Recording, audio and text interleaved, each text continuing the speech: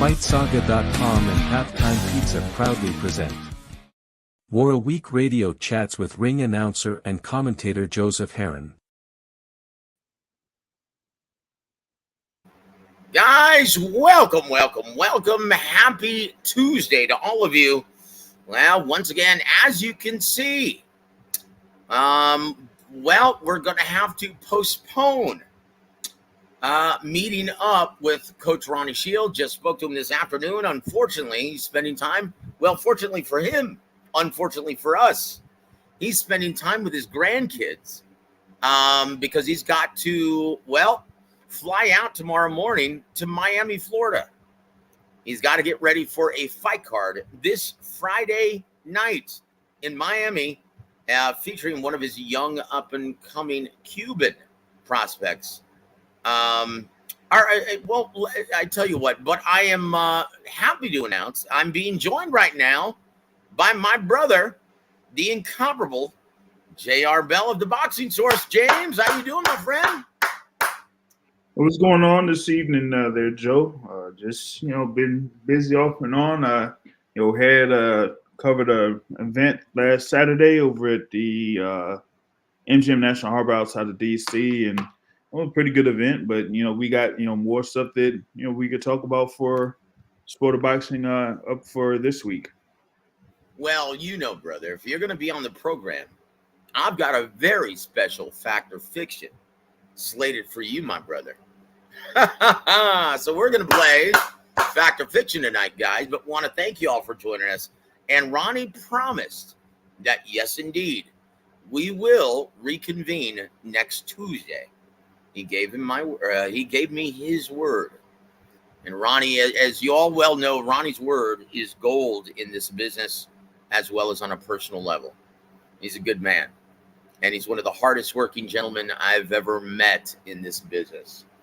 Tell you what, best of luck, Ronnie. We know you're going to do great, and we'll talk about, I've got some quotes for you guys from him. I said, I did want to talk about Filip Brgović. So that's coming up in Fact or Fiction. I've got some quotes from Ronnie. And, it might surprise you guys. So stay tuned for that, guys. I tell you what, we had a huge press conference today. Canelo versus Charlo. It officially kicked off in New York City.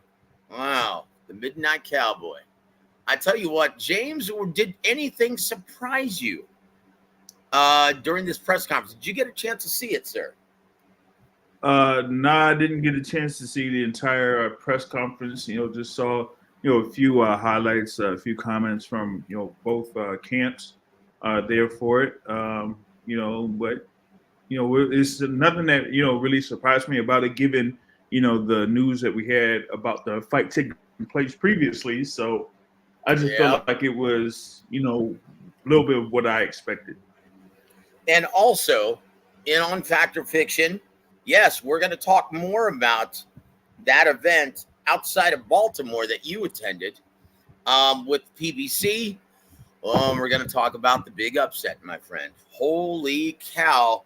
And I don't know if it's an upset, but it was quite shocking to say the least. Yeah. We'll get your thoughts all over that, brother. First, we'd like to give a shout out to my brothers in the chat right now. My brother, Joseph Brown. Welcome to the show, sir. Is this Salute, Joseph? Thank you for always supporting War Week Radio, my friend, and being a part of the program. He also says, boxing, we got another big fight, but this one needs to be more competitive than Spence versus Crawford and Inoue versus Fulton. Oh, and I tell you what, I have to give a big shout out to my brother, Antonio Luna. Good afternoon, good evening, War Week Radio family. I hope all is well with everyone. Hope all is well with you, my friend. One of the hardest working men on the West Coast, my brother, Antonio Luna.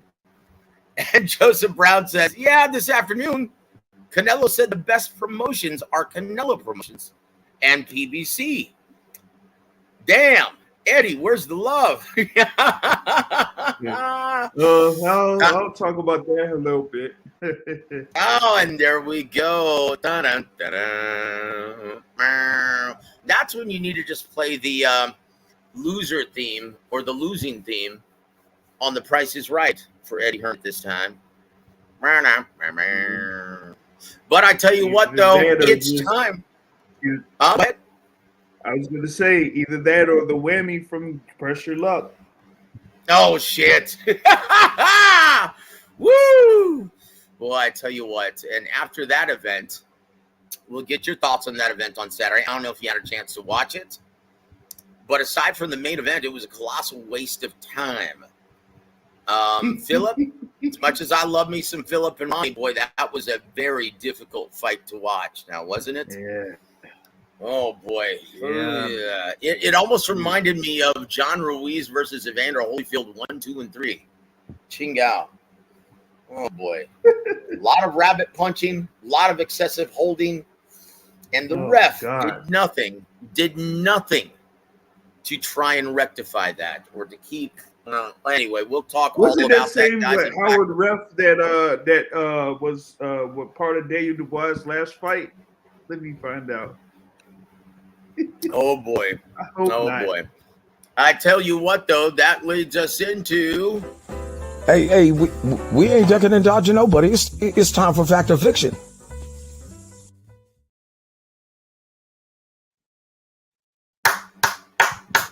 Thank you, Floyd. Woo! I tell you what, here we go. Are you ready, JR? Yep, let's go. Here it goes, my friend. Number 1. Canelo Alvarez will earn a mid to late rounds KO of Jermell Charlo, and Big Brother Jermall will go batshit crazy in the center of the ring immediately following the fight. Fact or fiction? Oh. Oh man, this is 6 weeks. I'm gonna say fiction. Oh boy. I don't think that Jermall Charlo is gonna go absolutely crazy in the middle of the ring, because I'm gonna do it. I'm gonna do it, y'all. I'm gonna do it. I'm picking it up. I'm picking it up. I'm doing it.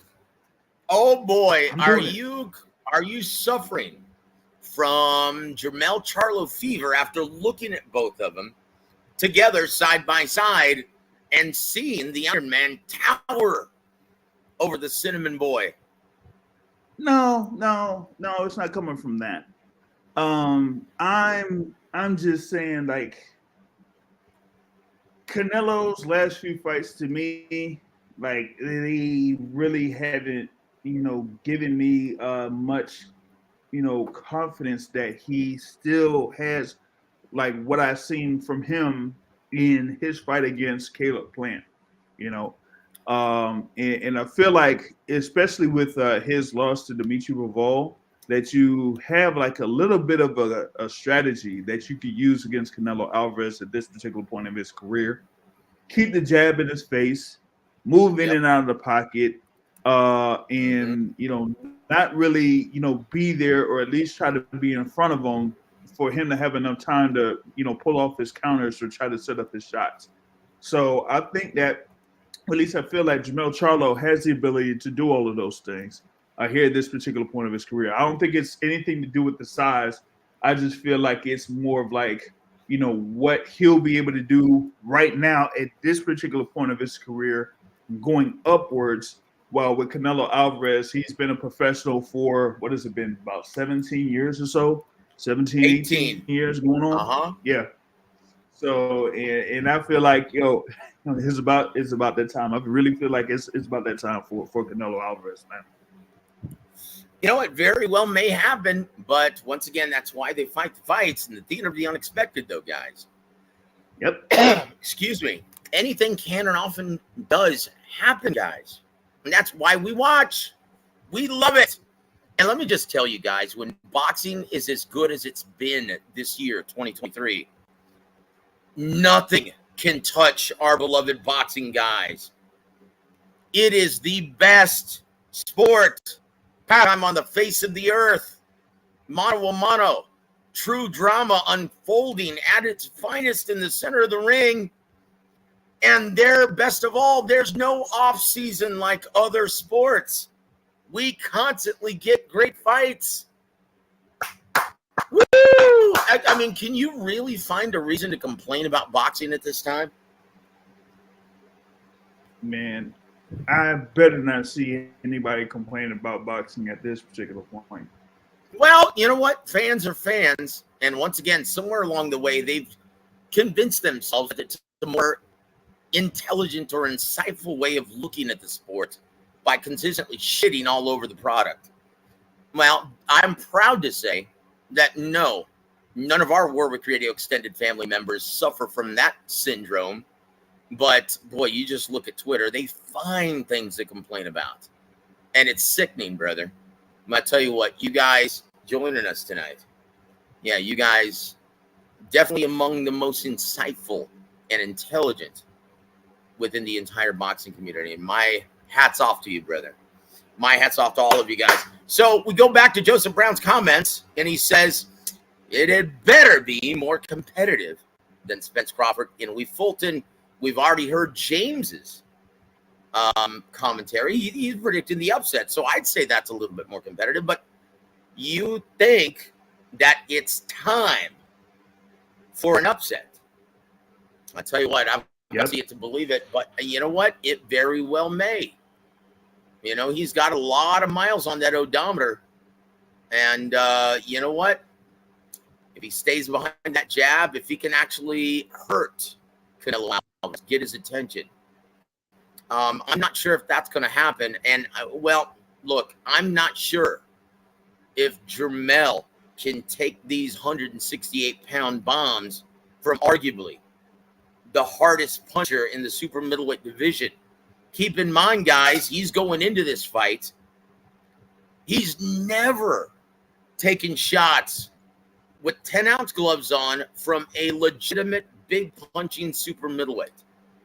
This will be the very first time in his career. Is it going to be a shock to the system? Am I actually chopping up, brother, when I'm talking to you right now? Like recently, it was sounding like you were a little bit choppy. Oh, shoot.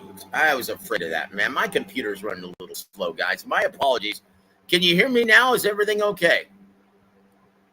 Yeah, I can hear you. Yeah, just, keep going. It looks, it was just like a little bit choppy, but, we're still able to hear you. All right, very good. We're just going to have to make the best of it, right? Yeah, I tell you what.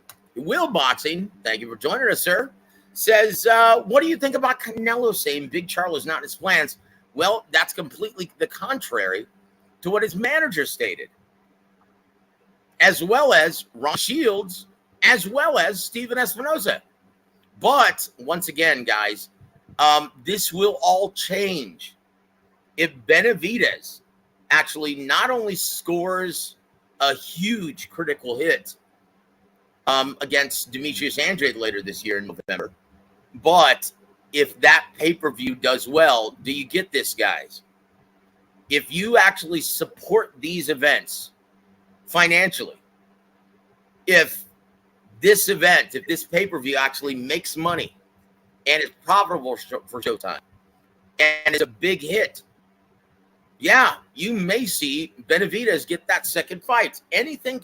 And what Canelo actually said was, the future's uncertain. We'll see what happens after this fight. In my opinion, everyone's interpreting that as Jermall Charlo not being a lock for the next fight because he doesn't want to discount the chances of Jermell Charlo in this fight. You're interpreting that all wrong, guys.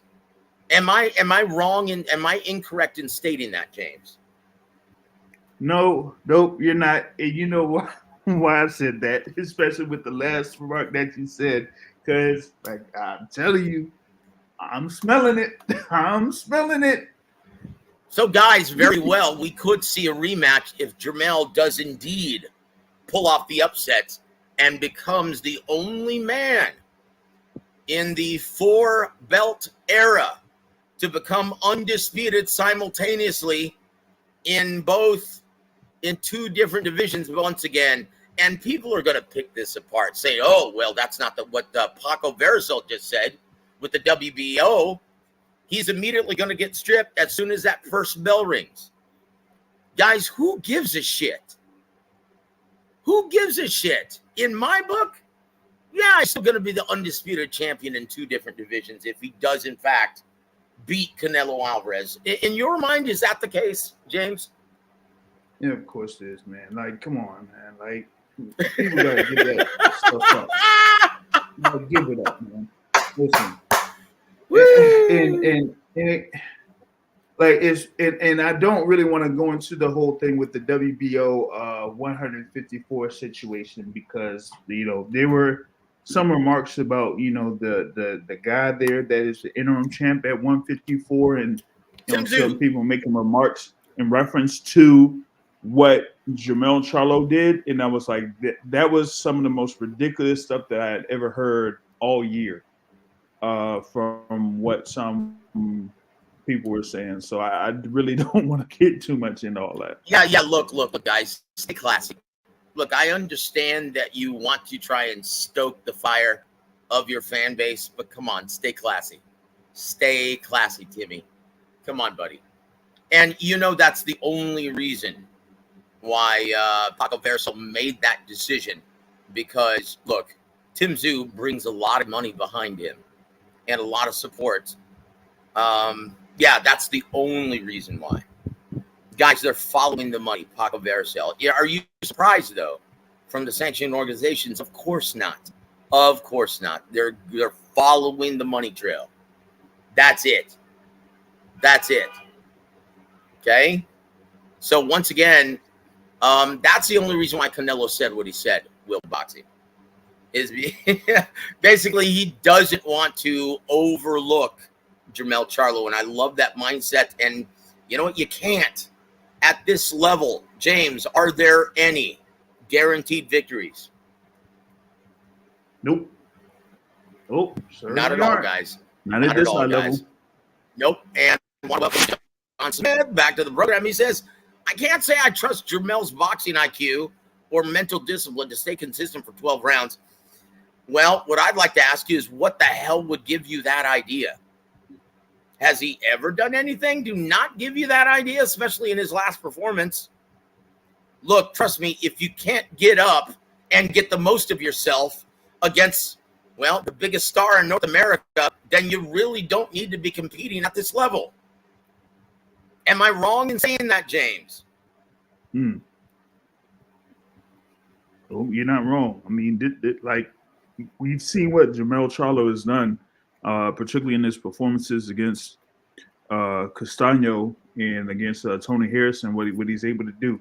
And if it's not like, he can't stay consistent for 12 rounds. He did that in those 2 performances, which were late stoppage victories. So, I don't. Once again, you're talking about anything different. Yeah, once again, you're talking about, James, Tony Harrison, the first fight, right? And Brian Castaño does the first fight. And then look what he did the second fight. I'm sorry, he's not going to overlook Canelo Alvarez. You're going to see the best version of Jermell Charlo. My question is, though, is it going to be enough at 168? Is it going to be enough against one of the best pound-for-pound fighters in boxing? We'll see, guys. Once again, that's why they fight the fights. Want to give a big shout-out to my brother, EJ Electrojed. Welcome to the show, sir. And tell you what, if you guys haven't already, please go subscribe to my brother, Electrojed. Doing great stuff over there. But, yeah. So thank you for joining us tonight, EJ. We appreciate it, my friend. Hope you're doing well, my brother. God bless you and your entire family, my friend. But, guys, we're moving on. We're moving on to the next fact or fiction. Are you ready, my brother? Yep. Okay, fact or fiction, Erickson Lubin versus Jesus Ramos. That was just announced to be on the undercard, possibly in the co-main event of the September 30th fight card in Vegas. Will prove to be a fight of the year candidate. Fact or fiction? Fact, for as long as it lasts. That Woo! Boy, that is a great I'm matchup. seeing this as another, fight like how Sebastian Fundora versus Erickson Lubin was. My thing with is with Lubin, like, where is he at this particular point of his career? I know that was a very damaging fight for him against Sebastian Fundora. But they say, he's, trying to get back into the groove of things, and it's going to be going up against someone in Jesus Ramos that is, looking really good there right at now. 154. On fire. And hopefully the thing about it is, it's going to be, like I said, it'll be great as long as it lasts. Lubin has to be able to have something that could hurt Jesus Ramos, because if not, like, it'll look like Ramos is like a buzzsaw up in there, man. Look. I will say this. Yeah. James. I will say this. Say what you want about his chin, okay? And he did. You can criticize his chin all you want, but one thing that Erickson Lubin has always been able to do, he's always been able to crack. He's always been able to punch. And boy, that he did at the Armory, well, this past June against Luis Arias, looking absolutely sensational in getting the stoppage, albeit wasn't a big fan of the stoppage there.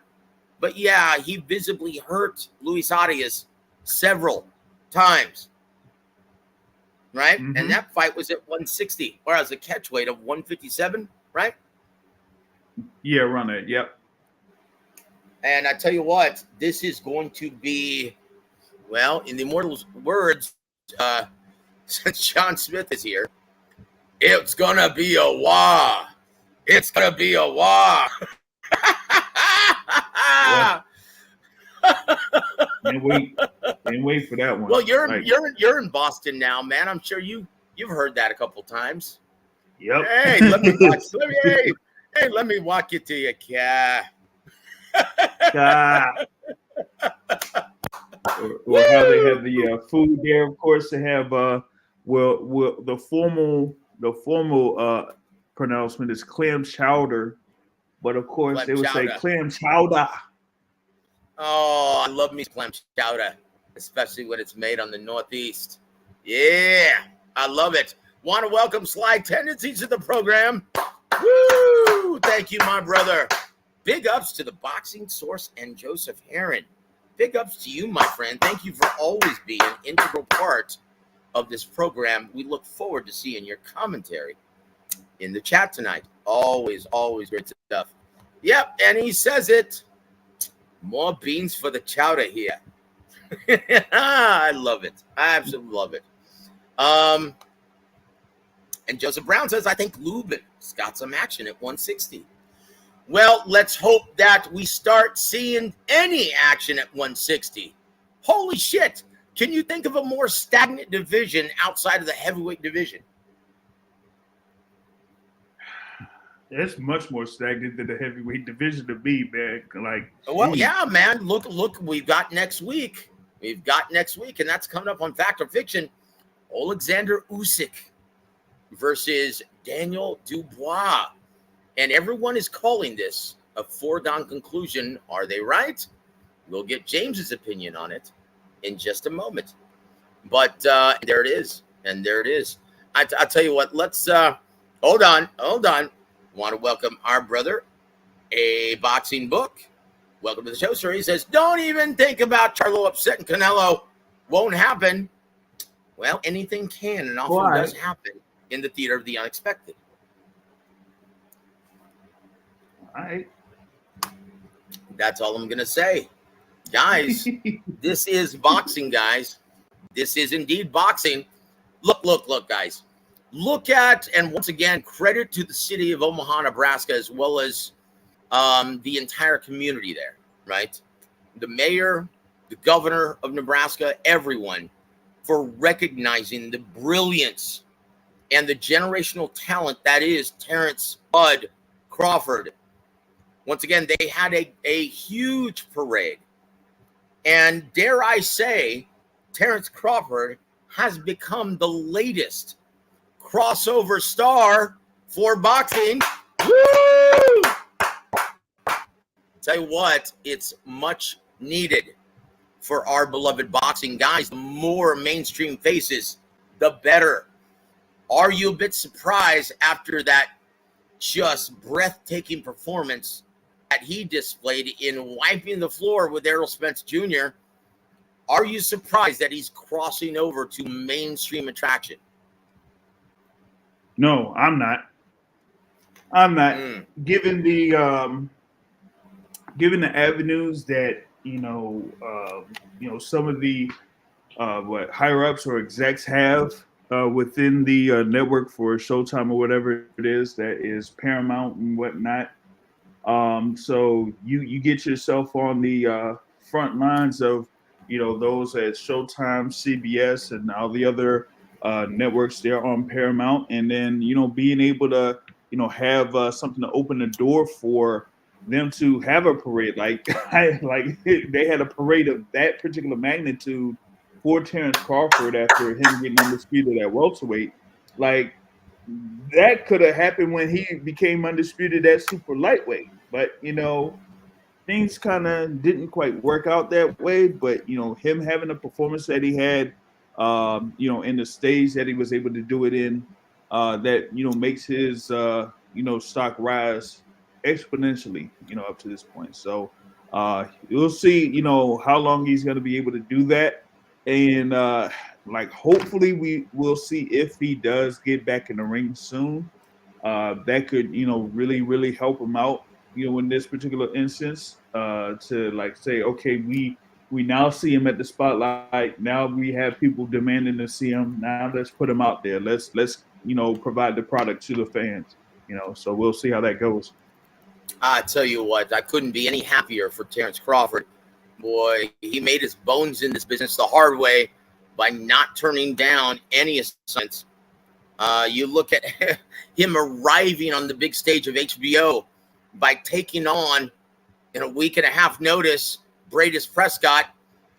At that time, he was regarded as one of the hardest punchers of the division, and he whooped his ass, outboxed him easily. Well, he made it look easy anyway. And this is a guy who just doesn't turn down assignments, or didn't, on his way up the pecking order.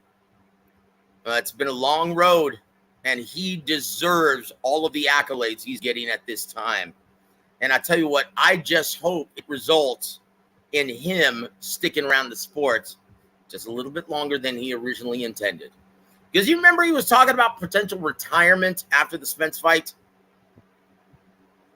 Oh, I didn't know he was talking that after the Spence fight. I thought it was just going to be 3 fights and that's it. Yeah, well, we'll see. Hopefully this convinces him to stick around the sport a little bit longer, because Terrence, well, boxing is much better off with your involvement. Congratulations, brother, on all the success you're receiving at this time. Number 3, Factor Fiction, El Vaquero, Emmanuel Navarrete, will prove to be the toughest style matchup for Shakur Stevenson at 135 pounds. James, Factor Fiction, brother. Up to this point, from what I'm seeing right now, that's a fact. It's not the, well, you kind of seen it in the fight against Oscar Valdez.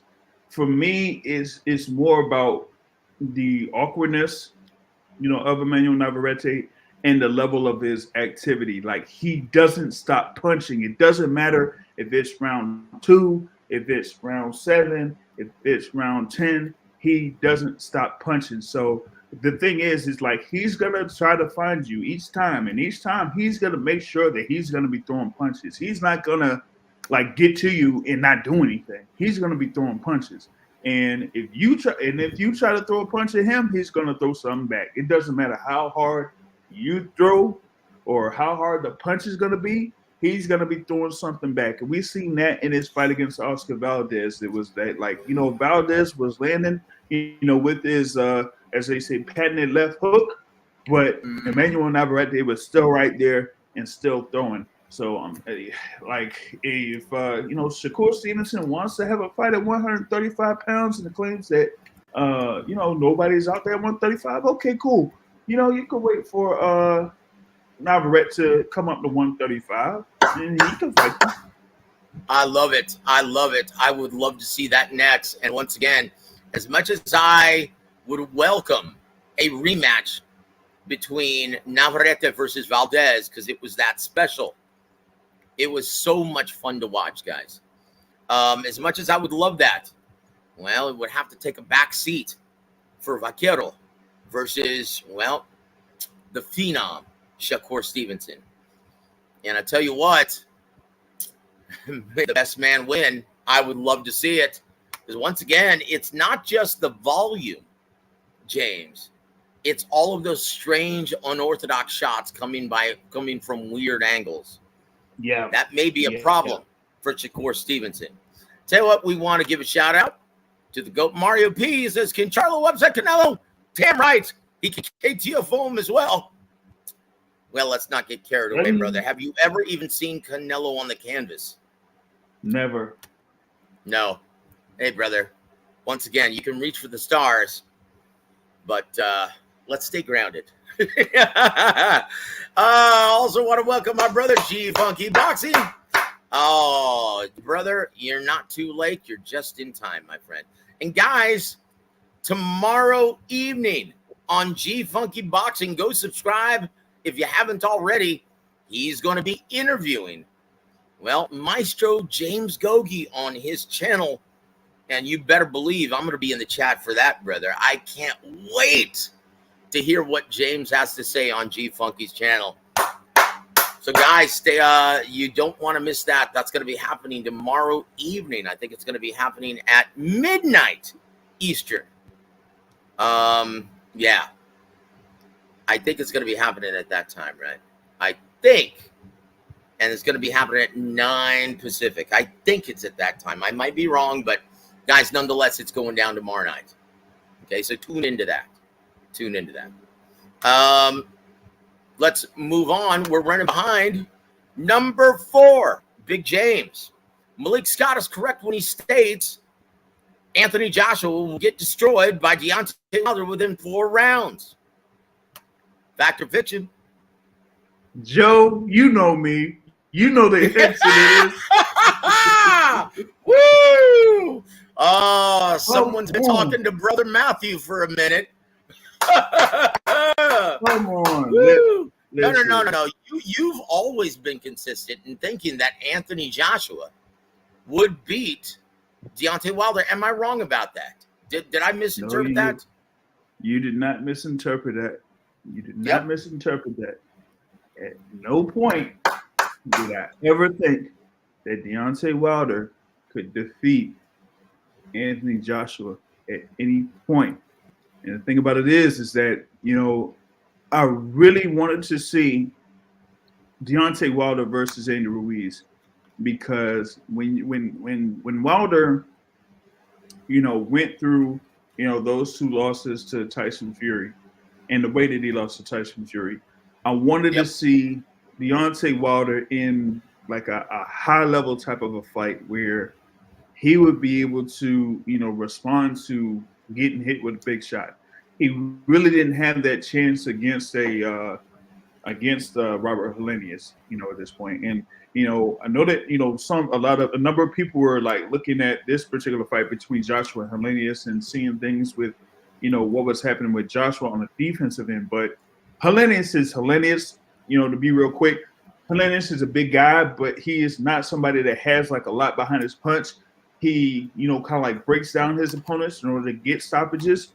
But on the same token, like Joshua is like that as well. But he does have a lot of power behind his punches.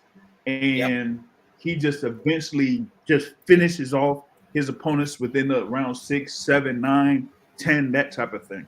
So that's the thing for me is like at a high level, I just feel like Anthony Joshua will be able to defeat Deontay Wilder and take him out. So that is why whatever Malik Scott says, I just don't buy it. And for those bought the show, the podcast, I made a bet with Matt, and I'm telling you, I am not going to lose that bet. I'm not singing no songs.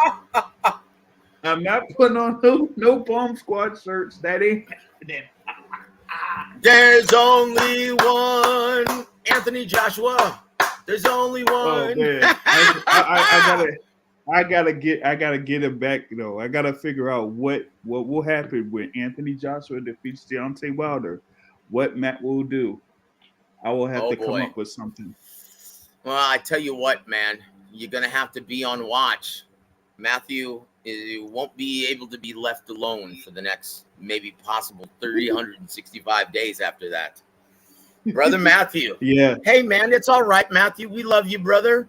Just because he lost and just because he got knocked out again, that's okay. It's just a sport, Matthew. Listen, I understand that, but listen, if there was anybody that Matt would want Deontay Wilder to beat, that is Anthony Joshua. Nobody else in the heavyweight division. So if he lost to Anthony Joshua, he might actually retire. Yeah, he might actually retire as a fan. Yes, he might. You would see that. But moving on, brother, we're running out of time. Number 5. I told you this was coming, JR. Number 5, factor fiction, lack of TV dates and moving prospects too quickly are the biggest problems concerning PBC at this time. Factor fiction. Right now, that's a fact because we are now at mid-August, and that means it's football season coming up, guys. Yeah.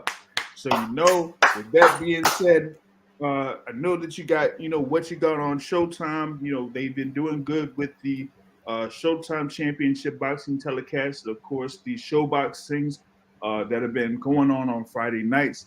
But you also have to have, other slots available for these other fighters. And, given with what, Heyman Boxing and PBC had in the past, they don't have those TV dates anymore.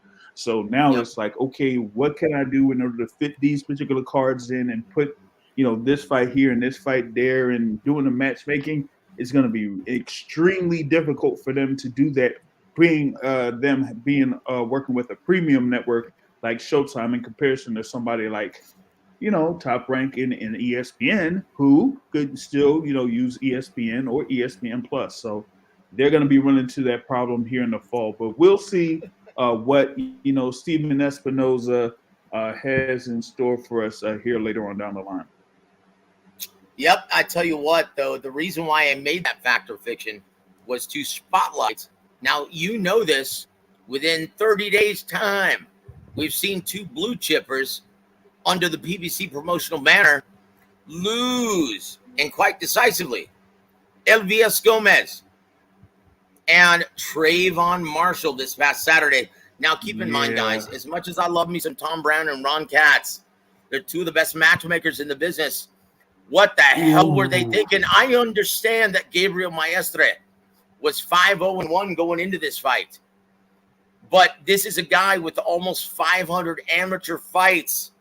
He's a grizzled veteran, former Olympian. Terrible style matchup for Trayvon Marshall. Too much too soon. They're throwing these kiddies.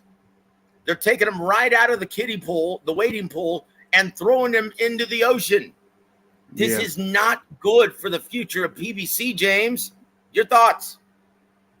With that one, it was something where, like you said, you had somebody with that level of experience in the amateurs and having being in the Olympics and stuff like that you, as a young fighter, you haven't quite seen. And given the previous fights that Trayvon Marshall had, even though he was undefeated, he was still, in the point where he was getting tagged up a little bit in a number of those fights. So you're going up against someone in Gabriel Maestre that does have a little bit behind his punch. And, they seemed like in the first round what Gabriel Maestre was doing. He was going in there blitzing young men, seeing what he was going to be able to do. And, in the conversation afterwards, one of the reporters had talked with Coach Calvin Ford, while the fight was going on, and he's seen, what was happening in that first round, and he said, watch Gabriel Maestre try to bait Trayvon Marshall into that right hand, and in the second round, that's exactly what happened, and then after that, it was like, he tried to fight his way out of it, so you just knew then he doesn't know how to deal with situational moments. Because all he had to do was pretty much try to hold and tie up Gabriel Maestre at that particular point. But he continued to try to fight it out and thinking that, swinging would kind of get him out of there. But no, that ended up, being his downfall. That's a product of inexperience. Once again, you know what? You say what you want about Bob Arum, Top Rank, but they do a great job of seasoning their prospects before throwing them in the deep end. Tell you what, and once again, I attribute all of this to lack of TV dates. Keep in mind, they don't really have a platform that can showcase all of their prospects and give them that opportunity to grow as professionals. This is a real problem for PBC. Well, yeah. Their roster is huge. Yeah. And the thing about it is, too, I really think that they should use that. If they have the opportunity to, like, that showbox thing is very good to have those fighters be developed and stuff like that. Or but you know what? It's not designated for just PBC fighters alone. Now, keep in mind the roster of talent that Al Heyman has is still over 200 fighters. Yeah, and showbox is run very differently than Showtime Championship Boxing. They work with every promoter in boxing. Everybody. Yep. Yep. And so, this is a real problem for PBC. PBC, they need to find another platform to create somewhat of a Friday night fights, boxing after dark, showbox, whatever you want to call it, for their young talent, because they're not doing their young talent justice. You know what? They gotta find a way. Like, who was doing this type of thing too?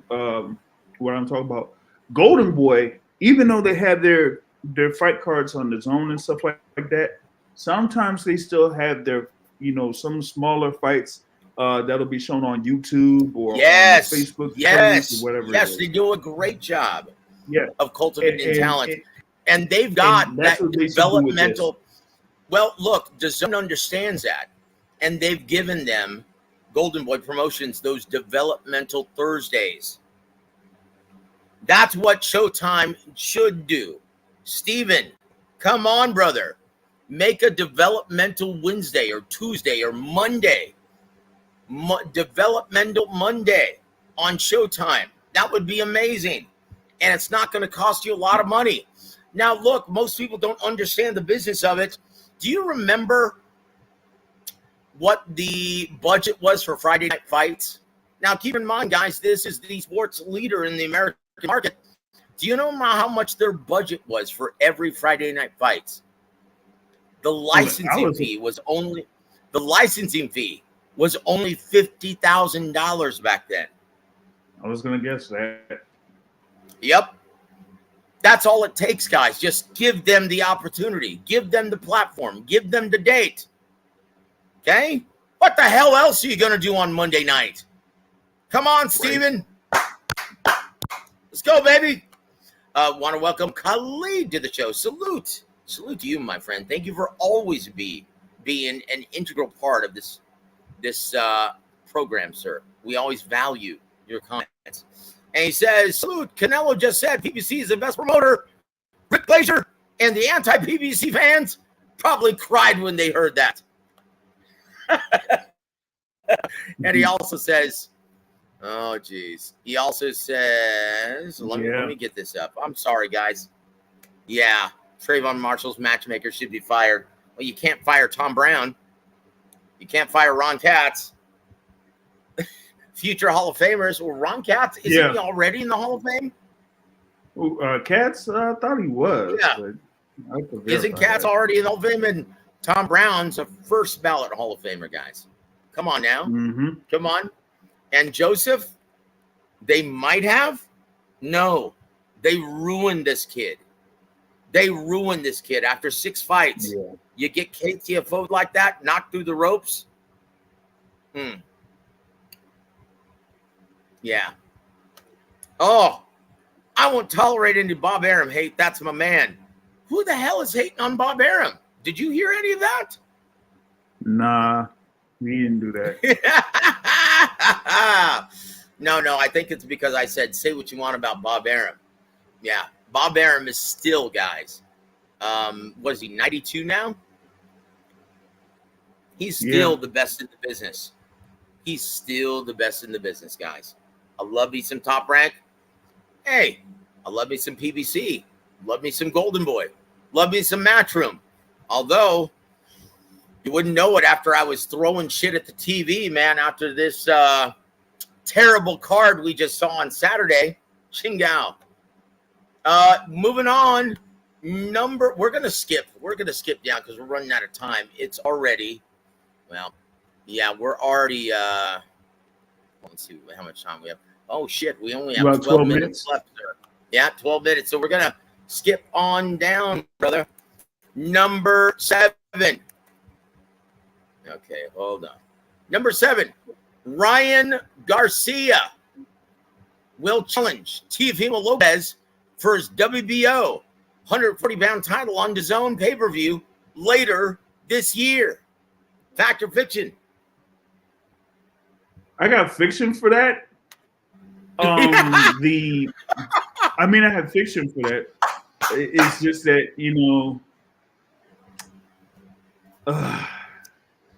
given what we've already seen in 2023, if the fight does happen, it would just go with the flow of having these big events in 2023. That's built as like a big event to have someone like a Ryan Garcia versus a Teofimo Lopez. But yeah, I just don't see that happening. For me, I thought that Ryan Garcia was going to end up facing Rolly Romero, but I don't know how they messed that one up. All they had to do was give O'Hara Davis some money. Look! Thank God that they did. Thank God that they did. Right? That's dude. Who wants to see that fight? I would much rather see Ryan Garcia versus Teofimo Lopez. And look, because they weren't able to put Anthony Joshua on pay-per-view this past Saturday, because they weren't able to make a pay-per-view with Conor Benn, and they don't have Canelo. They need a pay-per-view, right? Mm-hmm. Look for Ryan Garcia versus Teofimo Lopez to be announced within the next month and a half. That's all I'm going to say. Oh, and Khalid says Ryan versus Teo should happen next year after Ryan tunes up. Bob Arum said it. Well, you know what? If he says it, there's some credence to that. Perhaps they have other plans for Teofimo Lopez. You think? Yeah, possible. Can you say Teofimo Lopez versus Jose Ramirez? Yeah. Yep. Tell you what, I wouldn't mind that fight either. That's fireworks right there. I think that would be a good fight for Teofimo Lopez too, from a style perspective. That's what I was gonna say. That'd be a good fight for Teo. I don't know about Jose. We'll see what happens. I tell you what, Rick. What did you do? Did you piss off Bob or something?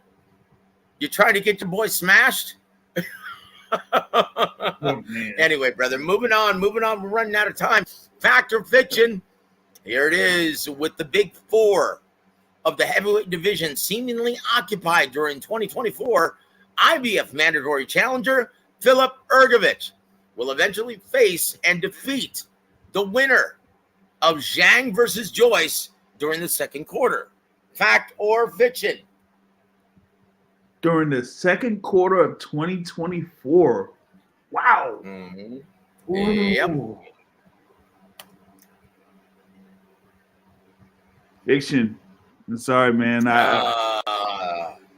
But the thing is going to be, man, That's all right. Ronnie's not here, brother. Ronnie's not here tonight. That's all right. Zane's gonna beat Joe Joyce again. And in the rematch here with Filip Hrgović, he's not gonna blow his chance this time around. I gotta beat Filip Hrgović in the rematch. You know what's amazing though is the perception of the fight public, right? Critics and fans alike. Now, how was Zhilei Zhang's perception after the Jerry Forrest debacle, right? With all the health issues. Yeah. And then now look, dude, Zhilei Zhang is now getting his flowers, now getting that credit for being a Goliath and a real contender at in the heavyweight division. What's going on here? It just goes to show you guys, perception it doesn't necessarily become reality in boxing, guys. Come on now. All I can say is this. Ronnie, you had a lot to say, and read all about it tomorrow morning, because Ronnie said, you know what? I just told Philip, look, you're in the driver's seat right now. You're the mandatory challenger for the IBF title. Okay? It's better to win ugly than to lose pretty. If you're the IBF mandatory challenger, who gives a shit? Who gives a shit how you win? Just win. Right? Mm-hmm. And he also said this. He goes, look, man, I can't believe that the referee in charge didn't warn this guy for excessive holding. He was giving the huggy man, John Ruiz, a run for his money. And everyone was complaining about rabbit punches. And he was like, you know what? I go back to what Emmanuel used to say. Look, if you don't want me to hit you there, quit showing it to me. Quit showing it to me. He was constantly ducking and turning the other way. You don't want me to hit you there. Quit showing it to me. Quit turning your back. Quit turning your head. That's what Ronnie had to say. He seemed a little pissed off about the entire ordeal. And can you blame him, James? Yeah, that was a sloppy fight. Dude, it was it was terrible. It gave me flashbacks to Don King, John Ruiz versus Evander Holyfield. Holy shit. Can you think of anything that's worse for boxing? Yeah, especially in the heavyweight division, man. Brother, that keeps people away from the arenas. Okay, moving on. Fact or fiction, brother. Benavidez versus Andrade in November on Showtime pay-per-view will rival Thurman versus Barrios in number of purchases. Fact or fiction? Rival as in pretty much be similar to it? Yep, and let me remind you, Thurman versus Barrios on Fox pay-per-view only did 29,000 purchases. Well, I'd say fiction on that because I think it'll do more than that.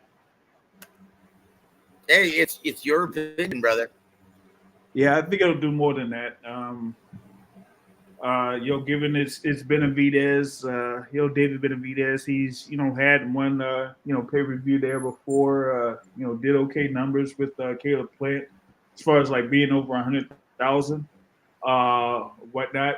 But given that it's against Demetrius Andrade, it won't be, I don't think it's going to match the Plant fight, but it'll still, I feel like it'll still be more than what Thurman versus Barrios was. Oh, let's pray that it is. And once again, guys, go out and support this pay-per-view when it's announced. If you want to see Benavidez versus Canelo, yeah, that's going to determine everything, guys. This is indeed a business, first and foremost, right? And that's why we're here to remind you guys the effects of, your decision-making when purchasing these pay-per-views or not purchasing these pay-per-views, right? If you want to see Benavidez versus Canelo, you better pray, one, that Benavidez scores a sensational and puts forth a sizzling performance against Andrade, which is a tall order. James, have you ever seen anyone look good versus Andrade? Nope, have not. Well, why on earth then would David Benavidez choose Demetrius Andrade as a dance partner if he's trying to get a Canelo super fight? I have no idea what that. Yeah. Hopefully, I can get it. Hopefully, I can get an answer.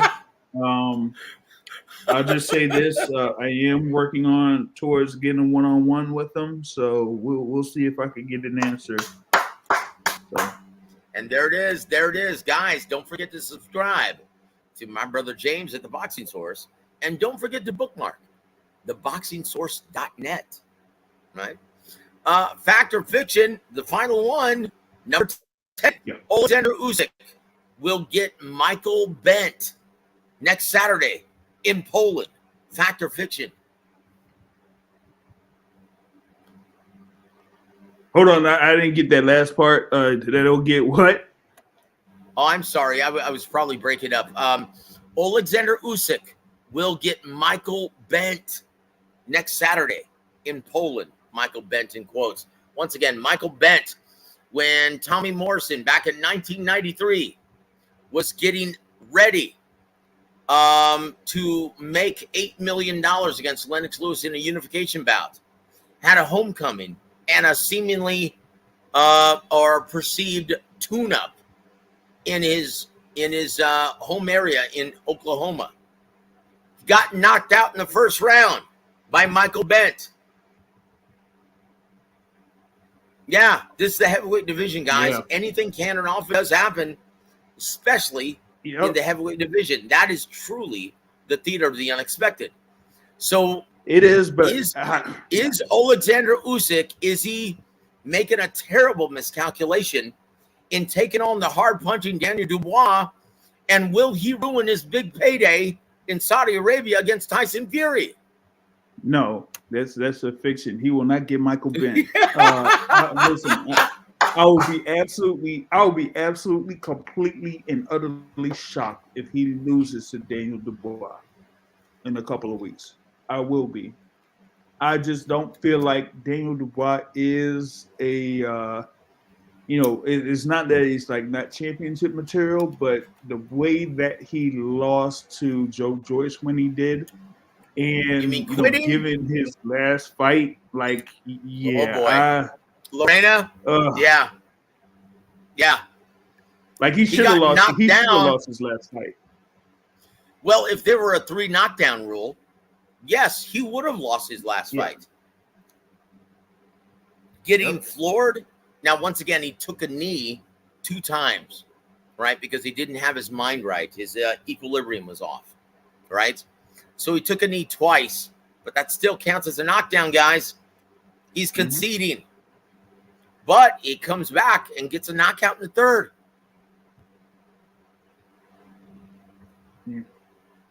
I tell you what, though, here's my perception of it. Once again, we're crossing the hour mark, guys, so we have to wrap this up. But look, Daniel Dubois, guys, if you think Joe Joyce is slow, well, he's right there. Dude, Daniel Dubois is slower than molasses. Alexander Usyk is going to be running circles around him. Look, this is going to be like taking candy from a baby, in my opinion. Am I wrong in stating that, James? No, you're not. Guys, Alexander Usyk is a different kind of predator. Daniel Dubois never seen anything like this. Well, tell you what, don't spend it all in one place when you get that $2 million payday, because this may be a career ender for Daniel Dubois. Am I wrong in saying that as well? Yeah, I don't think you would be wrong.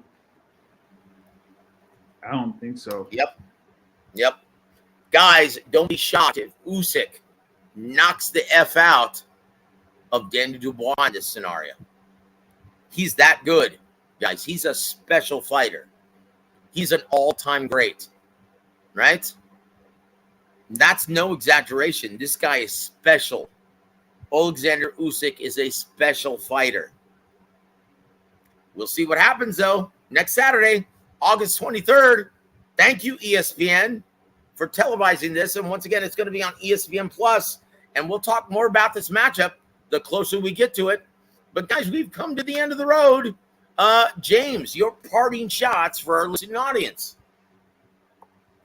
Well, I mean, just looking forward to seeing what's going to be happening here in the next few weeks with that Canelo Charlo matchup. I'm really intrigued by it. Like I said, man, look for the upset. And I'll catch y'all, with the next podcast show on my channel on Sunday night. I tell you what, it's going to be a lot of fun. But before we leave, let me just give a big shout out to my brother Peter Von Arx. Dubois is going to get punched out worse than Joyce did in the World Tournament against Usyk. The World Series of Boxing. Yes, sir. Oh, boy. I tell you what, man. Yeah. Well, this is what Frank Warren, and you have to consider, guys. Frank Warren, this is what he thinks of Daniel Dubois. Like, ordinarily, if you had high hopes for your budding prospect, would you really throw him in with Alexander Usyk at this time? Nah. That says it all now, doesn't it? Mm-hmm. That says it all, guys. And, guys, on behalf of Big J.R. Bell from the Boxing Source, I'm Joseph Herron. You've been listening to WAWR Week Radio. Have a wonderful Tuesday evening, everybody.